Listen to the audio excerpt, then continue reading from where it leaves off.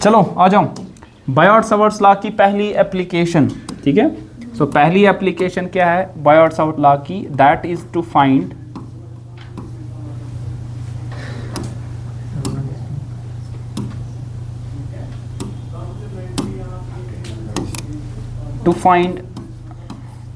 electric field, sorry not electric field, magnetic field,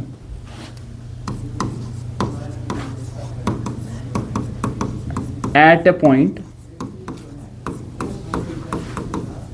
due to a circular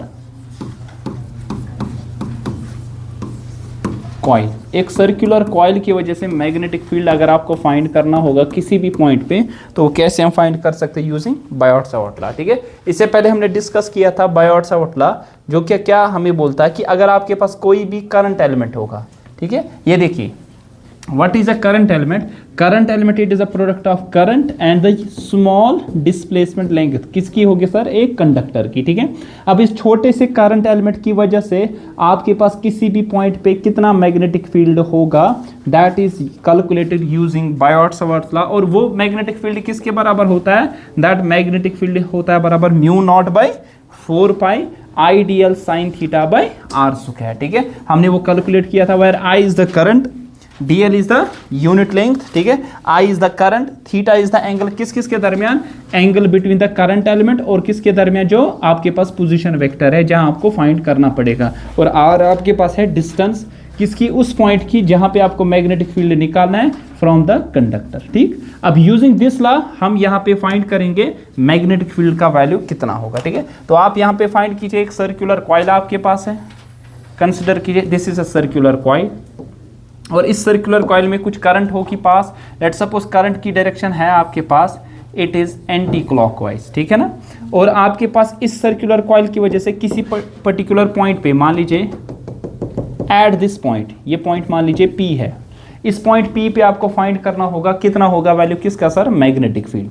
अब हमने तो क्या पढ़ा, हमने पढ़ा यहाँ पे डिस्कस किया था बायोट-सावर्ट्स लॉ। उसने बोला एक छोटी सी लेंथ अगर मैं कंडक्टर की लूँ तो वहाँ पे उसकी वजह से किसी भी पॉइंट पे उसकी वजह से मैग्नेटिक फील्ड का वैल्यू कितना होगा, क्योंकि आपको पता है जब भी आपके पास करंट पास होगी एक कंडक्टर में, it's a source of magnetic field.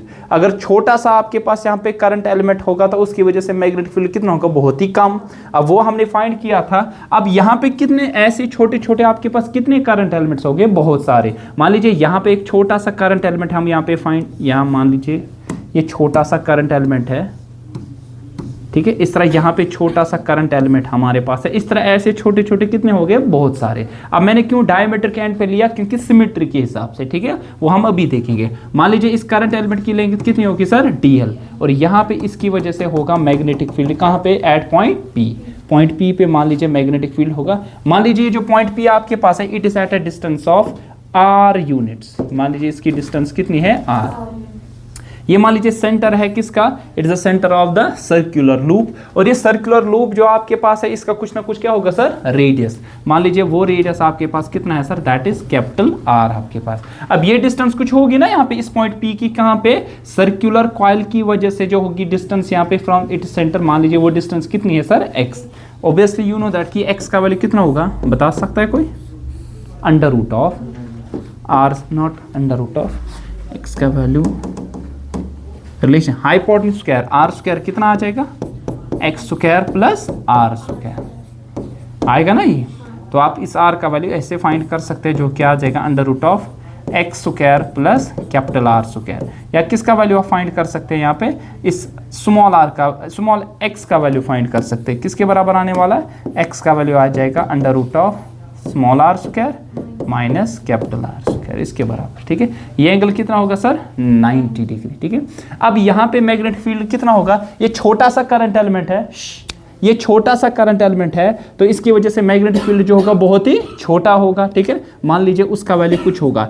हम कैसे फाइंड करते थे उसकी direction, using right hand thumb rule. तो राइट हैंड थंब रूल क्या करता है, उसने बोला कि इमेजिन करो आप कि आपके पास, आपके राइट हैंड में आपके पास यहाँ पे कि कंडक्टर एक है, या इससे पहले हमने जो यहाँ पे क्रॉस प्रोडक्ट में फाइंड किया था, यह आपके पास R था, यह आपके पास R था, और ये आपके पास क्या था सर, यहाँ पे करंट एलिमेंट। सो क्या था, I cross D L cross R, तो डी एल यहाँ पे है और आर यहाँ पे, तो डी एल क्रॉस आर कहाँ क्या आएगा, इस डायरेक्शन में आएगा ना। अब यहाँ पे देखो आपकी इनवर्स आया वहाँ पे, है ना सर, यहाँ पे इनवर्स आया। अब यहाँ पे देखो कैसे आ जाएगा, यहाँ पे डी एल है, ये डी एल है, ये वाला डी एल है, और ये वाला क्या है सर, आर, ये डी एल है ना सर, और यहाँ से क्या है सर, ये are.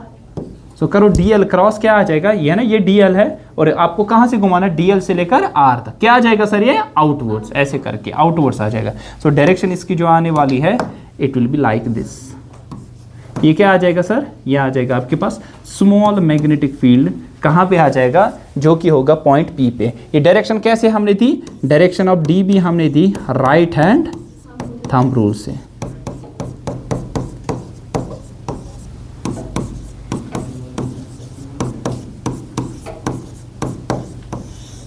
Right hand thumb rule से हमने इसकी डायरेक्शन दी। अब ध्यान रखो यहाँ पे इस डी बी के कितने वैल्यूज हो गए, इस डी बी के कितने वैल्यूज हो गए, 2 है ना, 2 कंपाउंड्स निकलेंगे, एक इधर से एक दूसरा इधर से, होगा ना सर।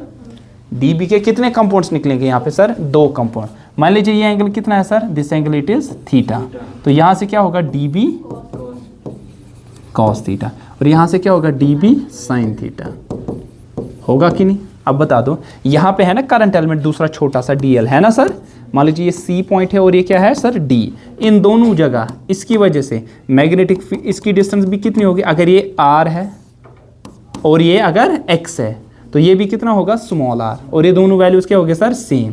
अब इसकी वजह से भी मैग्नेटिक फील्ड कैसा होगा, इट विल बी परपेंडिकुलर, है ना सर, एंड अगर वो आउटवर्ड्स था, ये क्या होगा सर, इनवर्ड्स। इसके भी कितने आपके पास वैल्यूज निकलेंगे, 2। सो अगर ये डी बी है, इसका वैल्यू भी क्या होगा सर, डी बी, दोनों का वैल्यू, तो यहाँ पे क्या आएगा, दूसरा डी बी कॉस थीटा और एक कंपोनेंट, और इधर से क्या आएगा d B sine theta. Sir obviously देखो डी बी साइन थीटा, ये दोनों कंपोनेंट्स क्या करेंगे सर, कैंसिल। देखो अगर आप देखोगे ऐसा कुछ था, D B sine theta, D B sine theta, D B cos theta, D B cos theta. मैं इनको लिख देता हूँ यहाँ पे आया D B cos theta, sorry cos नहीं, sine, D B sine theta, और यहाँ से भी क्या आया sir, D B sine theta. अब ध्यान रखो यहाँ से क्या है, डी बी कॉस थीटा, और दूसरा भी डी बी कॉस थीटा, कितनी बार आया, 2 डी बी कॉस थीटा का वैल्यू, ठीक है ना। अब ये दोनों क्या करेंगे सर, ये दोनों कैंसिल करेंगे। तो ऐसे ध्यान रखो, अब करंट एलिमेंट मैंने यहाँ पे डायमीटर एंड पे लिया, अब ऐसे यहाँ पे लूंगा, उसके भी साइन कंपोनेंट्स क्या हो गए सर, कैंसिल। यहाँ पे लूंगा साइन कंपोनेंट्स कैंसिल, यहाँ पे लूंगा साइन कंपोनेंट्स क्या हो जाएंगे सर, कैंसिल। सिर्फ कौन से ऐड होने वाला है, दैट इज द कौन से, कॉस कंपोनेंट्स यहाँ पे ऐड होने वाले हैं, ठीक है ना। अगर आप देखोगे यही चीज यहाँ पे, पहले डी बी का वैल्यू कितना आने वाला है, छोटा सा मैग्नेटिक फील्ड डी बी, ये कितना होगा बता सकता है कोई, इट्स इक्वल टू, इसका मैग्नीट्यूड अगर निकाले, mu naught by 4 pi I, शाबाश, d l sine theta by r square, ठीक है ना। सो आर का मतलब यहाँ पे यहाँ से यहाँ तक डिस्टेंस, वो कितनी डिस्टेंस थी सर, स्मॉल आर। या ऐसे लिख सकते थे अगर आपको याद होगा, इट्स इक्वल टू, ऐसे लिख सकते हैं इसको, mu naught by 4 pi I D L cross r का मैग्नीट्यूड, है ना sir, divide by r cube, बताया था मैंने, है ना। जब आपके पास डी एल क्रॉस आर आएगा, नीचे क्या आएगा, आर क्यूब। अगर डी एल साइन थीटा आ जाएगा, तब आपके पास क्या आएगा, नीचे आर स्क्वायर आ जाएगा, ठीक है। ये आपके पास है छोटा सा मैग्नेटिक फील्ड, जो किसका वैल्यू लिख के यहाँ पे, that is the d B का वैल्यू यहाँ पे, ठीक है ना। और आर का वैल्यू कितना आने वाला है, X square plus capital R square के बराबर आ जाएगा, ठीक है। अब इनको क्या करेंगे, आपस में ऐड कर लोगे, ठीक है ना। तो मुझे बता दो टोटल जो मैग्नेटिक फील्ड आपके पास आने वाला है, total magnetic field, total magnetic field जो आ जाएगा वो किसके बराबर आ जाएगा, बता सकता है कोई sir. It will be nothing but it is the addition of, किन का एडिशन आएगा, it will be the addition of D B, शबश किन का, कॉस थीटा कंपोनेंट्स। ऐसे ऐसे बहुत सारे, क्या एक ही होगा, क्या एक ही होगा, क्या इन दो की वजह से सिर्फ होगा, क्या सिर्फ इसका आया डी बी कॉस था, डी बी कॉस थीटा, ऐसे कितने डी बी कॉस थीटा आने वाले हैं, बहुत सारे। तो ऐसे डी बी कॉस थीटा को क्या करेंगे हम, ऐड करने के लिए हम क्या करते हैं सर, इंटीग्रेट, ठीक है ना, कंटिन्यूअस सिस्टम है। तो डी बी का वैल्यू बताओ, mu naught by 4 pi I D L, शाबाश, साइन ऑफ थीटा। अब बता सकते हैं थीटा यहाँ कितना है 90। देखो आई और डी एल के दरमियान 90 है ना, आई और डी एल के दरमियान देखिए, आई करंट ऐसे है ना, और डी एल के दरमियान कितना एंगल आपके पास है, that is 90 degree. So I D L, sorry not I और डी एल के दरमियान, डी एल और किसके दरमियान, आर के दरमियान। ये ध्यान रखो, फिर से समझते हैं। यहाँ पे देखिए ये आर है और ये डी एल है, टेंजेंट और आपके पास रेडियस आपस में क्या होता है सर, परपेंडिकुलर होता है कि नहीं, टेंजेंट और रेडियस आपस में परपेंडिकुलर। अब यहाँ पे यहाँ था डी एल और आर क्या था ऐसे, ठीक है। अब ये रेडियस नहीं, अब यहाँ पे ये डिस्टेंस है, ठीक है। ये एंगल कितना हमारे पास यहाँ पे सर 90, तो आर स्क्वायर और यहाँ पे क्या आ जाएगा सर, कॉस ऑफ थीटा, ठीक है ना, ध्यान रखना। अब यहाँ पे कितना आने वाला है सर, म्यू नॉट बाई 4 पाई। अब यहाँ पे क्या आ जाएगा, आई डी एल, ठीक है, डिवाइडेड बाई आर स्क्वायर। यहाँ पे क्या आ जाएगा, it will B cos of theta आएगा ना। अब ध्यान रखो यहाँ पे ये बाहर आ जाएगा, म्यू नॉट बाई 4 पाई। ध्यान रखो कॉस क्या निकलेगा बाहर, ठीक है ना, बाई आर स्क्वायर, और आई भी क्या निकलेगा सर बाहर। अब इंटीग्रेशन किसका रहेगा, डीएल। डीएल मतलब, डीएल का मतलब ये जो आपके पास आर्क थी ना, इसकी छोटी लेंथ, ऐसी छोटी छोटी लेंथ को क्या करेंगे सर, ऐड। ये क्या आ जाएगा, circumference of the circle. Circumference किसके बराबर था, 2 पाई आर, सर्कमफ्रेंस आएगा 2 पाई आर। तो आप लिखोगे यहाँ पे इंटीग्रेशन डीएल जो आ जाएगा ना, actually sir it will be equal 2 pi capital R आएगा ना।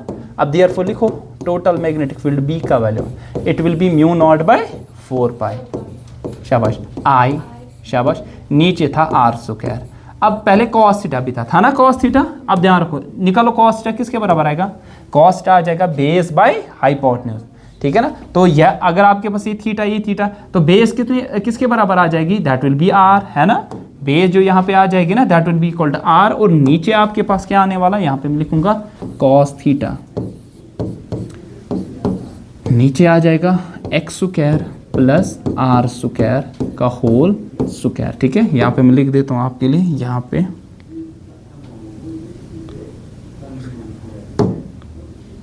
ये ध्यान रखिए, ये देखिए ये एंगल थीटा है, तो ये एंगल भी कितना होगा सर, थीटा, ठीक है। अब बेस कौन से आने वाली है, आर, हाइपोटेन्यूज क्या आएगा, स्मॉल आर। लेकिन स्मॉल आर किसके बराबर है, स्मॉल आर हमने अभी बता दिया, स्मॉल आर आ जाएगा बराबर under root of x square plus are square. So cos theta जो आपने यहाँ पे लिखा ना सर, कॉस थीटा का वैल्यू ये एक्चुअली किसके बराबर है, it's equal to R by small R. Small R है X square plus are square का whole, raise power 1/2, sorry raise power 1/2, root का मतलब होता है रेज पावर 1/2। सो ये रेज पावर 1/2 है। डालो इधर क्या आ जाएगा, आर डिवाइडेड बाय, शाबाश, x square plus are square raise power 1/2। अब ये है ना आर स्क्वायर स्मॉल आर, इसका भी वैल्यू देंगे, क्या है वो, x square plus are square, है ना। आर स्क्वायर देखो आर किसके बराबर है, ध्यान रखो, आर है under root of x square plus are square. कोई बोलेगा आर स्क्वायर किसके बराबर आएगा, x square plus capital R square. डाला यहाँ पे, इसका पावर क्या आएगा 1, और यहाँ पे कितना है, डीएल का इंटीग्रेशन 2 पाई आर। अब बता दो क्या आ जाएगा आंसर, आंसर आ जाएगा म्यू नॉट, शाबाश, बाय 4 पाई, और ये क्या आएगा 2 pi R I into R square, और नीचे कितना आने वाला है, it will be X square plus are square. Bases are, powers are added, 1 + 1/2 it is 3/2। देखो 2 1 आर 2, 2 2 आर 4, पाई और पाई क्या होगा सर, कैंसल। सो ये आएगा mu naught I r square divided by क्या आ जाएगा, x square plus are square raise power 3/2, ठीक है। अगर अब ऐसा होगा, अगर ऐसा होगा कि ये जो x डिस्टेंस बहुत ज़्यादा होगी किससे सर, r से, ऐसा ऑब्वियसली ध्यान रखो, ये जो x डिस्टेंस है ना, सर्कुलर आर क्या होगी सर, छोटी होगी ना। लेकिन ये जो पॉइंट P है ना, जो कि इसकी एक्सिस पे है, ये बहुत ही दूर होगा, मतलब ये x डिस्टेंस क्या होगी, बहुत ही ज़्यादा, और ये r क्या होगा, बहुत ही कम।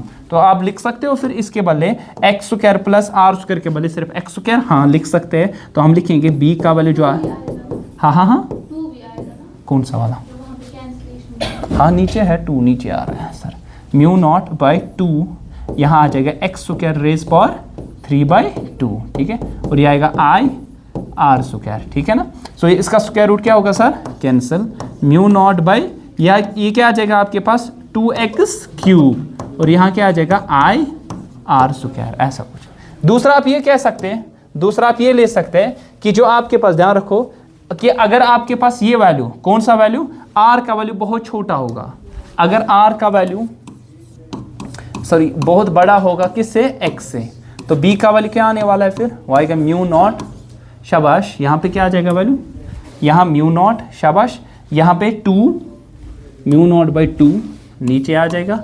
ऊपर क्या है सर, ऊपर हमारे पास है, ऊपर आई आर स्क्वायर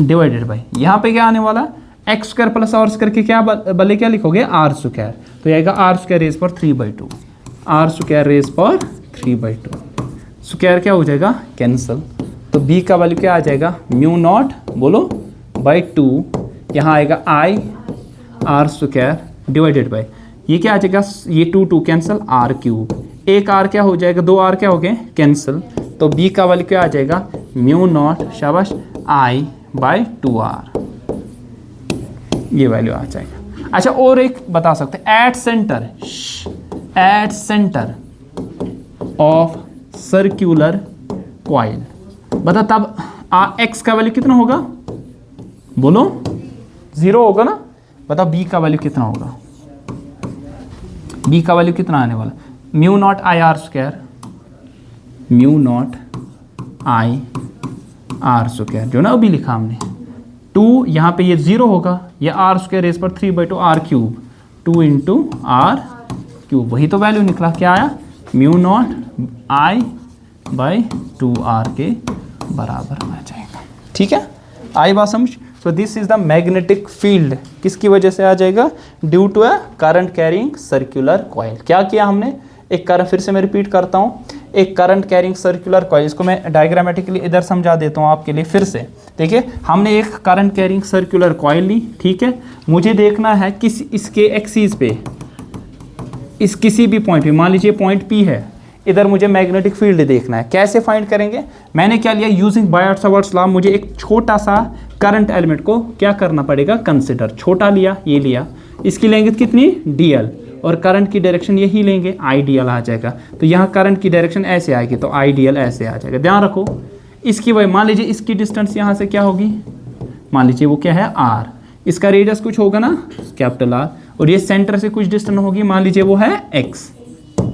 अब dl की वजह से देखा निकला हमें वो डायरेक्शन भी उसकी, ठीक है। फिर हमने देखिए 2 कंपोनेंट, कौन सा कंपोनेंट कैंसिल, इस तरह यहाँ पे आ जाएगा, इसकी वजह से ऐसे आ जाएगा, है ना, इसके भी 2 कंपोनेंट्स आ जाएंगे। कौन से कंपोनेंट्स कैंसिल होने वाले हैं, जो कि साइन कंपोनेंट्स है, ठीक है, वो कैंसिल। सिर्फ कौन से कंपोनेंट्स ऐड अप हो गए, कॉस कंपोनेंट, तो आप लिखोगे dB cos theta components add up होने वाला। फिर हमने यहाँ पे वैल्यू दिया, अगर आप देखोगे हमने वैल्यू किसका दिया, कॉस थीटा का वैल्यू दिया, dB का वैल्यू दिया, कॉस थीटा आया बेस बाय हाइपोटेन्यूज, और यहाँ पे आपके पास dB का value mu naught by 4 pi I d l sine theta by r, जो कि हमने बायट-सावर्ट्स लॉ में पहले ही डिस्कस किया था। ये है मैग्नेटिक फील्ड पैटर्न, किसकी वजह से, करंट कैरिंग सर्कुलर कॉइल। अगर आप देखोगे at the centre magnetic field lines क्या होगी सर, स्ट्रेट, अगर आप देखोगे एंड्स पे मैग्नेटिक फील्ड लाइंस क्या होगी, दोज आर सर्कुलर लूप्स, ठीक है ना। जितना जितना आप सेंटर की तरफ जाओगे ये सर्कुलर लूप्स क्या होते जाएंगे, स्ट्रेट होते जाएंगे, और अल्टीमेटली ये जो स्ट्रेट लाइन का मतलब ये है कि जो सेंटर पे आपके पास आ जाएगा, जो फील्ड होगा वो यूनिफॉर्म होगा, बी का वैल्यू जो होगा वो क्या होगा सर, यूनिफॉर्म, तो it will be a uniform magnetic field at the centre, ठीक है। वो कोई बता सकता है ऐसा क्यों है, कोई बता सकता है, क्योंकि अगर आप देखोगे ना सेंटर पे, ये क्या डिपेंड करता है स्मॉल r पे, क्या ये x या r यहाँ पे आता है, नहीं, कैपिटल R क्या है इसका, रेडियस, क्या रेडियस चेंज होने वाला है, नहीं, रेडियस कांस्टेंट है। करंट की स्ट्रेंथ अगर आप कांस्टेंट रखोगे तो मैग्नेटिक फील्ड सेंटर क्या आने वाला है sir, it will be constant होगा, ठीक है। आई बात समझ, ये एप्लीकेशन है, और एक ही एप्लीकेशन आपके सिलेबस में है इसकी।